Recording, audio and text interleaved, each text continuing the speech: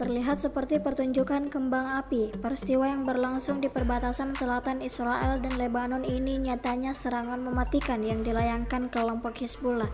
Rekamannya ramai beredar di media sosial Telegram pada Kamis 7 Maret 2024. Pasukan Hizbullah meluncurkan serangan rudal besar-besaran ke titik pertahanan Israel.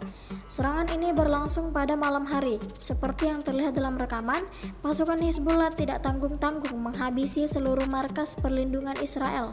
Video ini viral dan menuai beragam komentar dari warganet.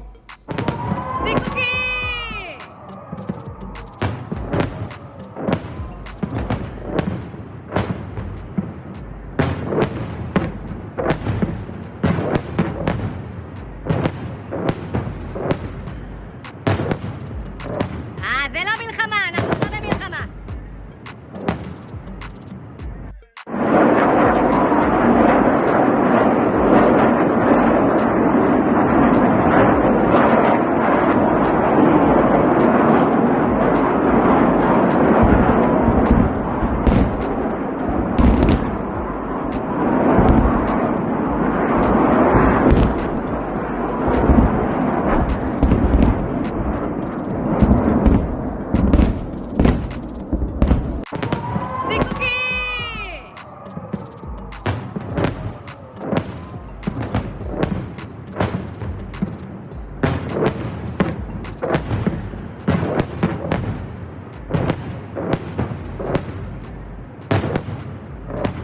זה לא מלחמה, אנחנו לא במלחמה.